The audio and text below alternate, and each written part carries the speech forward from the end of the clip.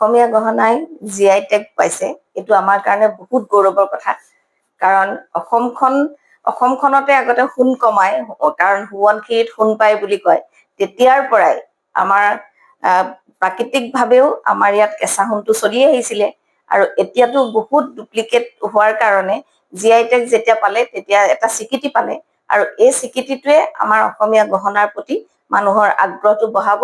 আৰু বাহিৰৰ পৰা এতিয়াও আমাৰ অসমীয়া গহনা সকলোৱে বহুত শ্ৰদ্ধাৰে চায়, আৰু আমাৰ এটা নিজস্ব শৈলী আছে, আৰু যিটো শৈলী সেইটো সকলোৰে কাৰণে আদৰৰ অনুকৰণীয়। এতিয়া এইটো স্বীকৃতি পাই আমি বহুত ভাল পাইছো, আমি নিজেও এইটো পিন্ধিবলৈ খুব ভাল পাওঁ। এইটো গোটেই অসমবাসীৰ কাৰণে ভাল খবৰ। কাৰণে মানে কি জিআই টেগ লাভ কৰাৰ লগে লগে আপোনাৰ ইয়াত যিমানখিনি আমাৰ অসমীয়া কেঁচা সোণৰ ব্যৱসায়ী আছে, ব্যৱসায়ীসকল তেওঁলোক যথেষ্ট উন্নতি হ'ব। কাৰণ ইয়াত বহুত বাহিৰা মানে কি ডুপ্লিকেট সোণৰ নকল ব্যৱসায় কৰি থাকে, সেইটো আপোনাৰ সেইখিনি উৎখাত কৰিবলৈকে জিআই টেগ আগবাঢ়ি আহিছে।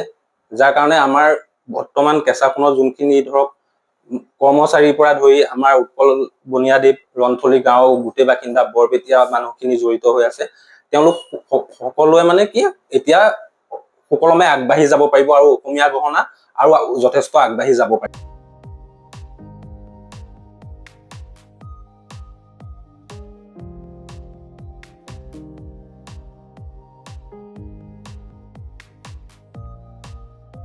অসমীয়া গহনাই জিআই টেগ পাইছে, এইটো আমাৰ কাৰণে বহুত গৌৰৱৰ কথা।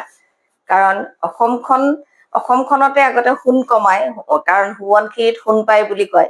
তেতিয়াৰ পৰাই আমাৰ প্ৰাকৃতিকভাৱেও আমাৰ ইয়াত কেঁচা সোণটো চলি আহিছিলে, আৰু এতিয়াতো বহুত ডুপ্লিকেট হোৱাৰ কাৰণে জিআই টেগ যেতিয়া পালে তেতিয়া এটা স্বীকৃতি পালে, আৰু এই স্বীকৃতিটোৱে আমাৰ অসমীয়া গহনাৰ প্ৰতি মানুহৰ আগ্ৰহটো বঢ়াব।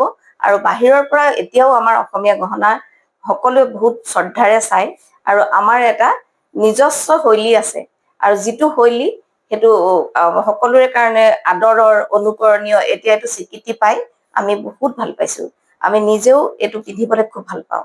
এইটো গোটেই অসমবাসীৰ কাৰণে ভাল খবৰ।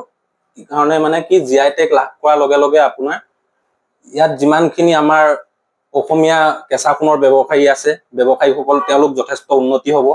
কাৰণ ইয়াত বহুত বাহিৰা মানে কি ডুপ্লিকেট সোণৰ নকল ব্যৱসায় কৰি থাকে, সেইটো আপোনাৰ সেইখিনি উৎখাত কৰিবলৈকে জিআই টেগ আগবাঢ়ি আহিছে।